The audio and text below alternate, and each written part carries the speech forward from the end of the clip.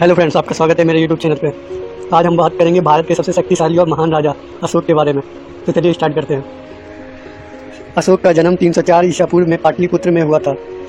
बिंदुसार की मृत्यु के बाद उसका पुत्र अशोक 269 ईसा पूर्व में मगध की राजगद्दी पर बैठा। अशोक के माता का नाम शुभद्रांगी था।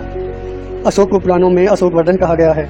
राजगद्दी पर बैठने से पहले अशोक अवंती का राज्यपाल था। अशोक ने अपने अभिषेक के 8वें वर्ष लगभग 261 ईसा पूर्व में कलिंग पर आक्रमण किया और कलिंग की राजधानी तोसली पर अधिकार कर लिया।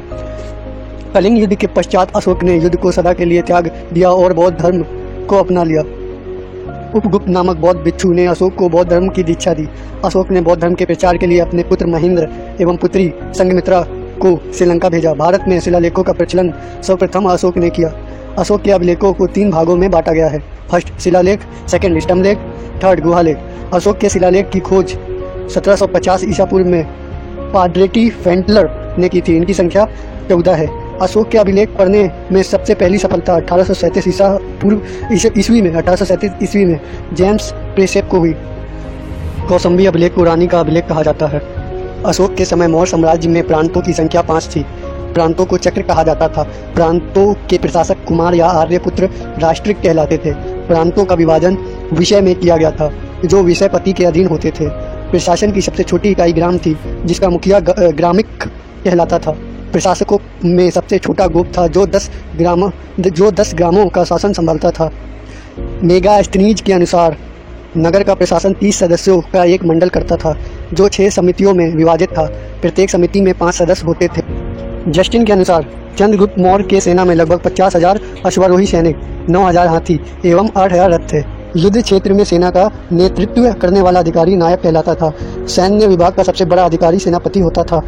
मेगास्थनीज के अनुसार मौर्य सेना का रखरखाव 5 सदस्यीय 6 समितियां करती थी।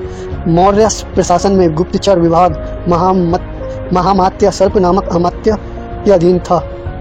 एक स्थान से दूसरे स्थान पर भ्रमण करके कार्य करने वाले गुप्तचर को संचार कहा जाता था। अशोक के समय जनपदीय न्यायाधीश को राजुक कहा जाता था।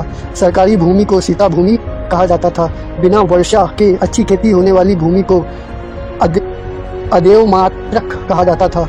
मेगास्थनीज ने भारतीय समाज को 7 वर्गों में विभाजित किया है। फर्स्ट दार्शनिक, सेकंड किसान, थर्ड आहिर, फोर्थ कारीगर, 5 सैनिक, 6 निरीक्षक एंड 7 सभासद। स्वतंत्र वैश्यावृत्ति को अपनाने वाली महिला रूपा जीवा कहलाती थी। नंद वंश के विनाश करने में चंद्रगुप्त मौर्य ने कश्मीर के राजा प्रवर्तक की सहायता की थी। अशोक का सबसे लंबा शिलालेख 7वां शिलालेख है। अशोक ने सांची के स्तूप का निर्माण भी कराया था। आपको अगर ये वीडियो अच्छा लगा तो प्लीज़ मेरे चैनल को सब्सक्राइब करें। Thank you.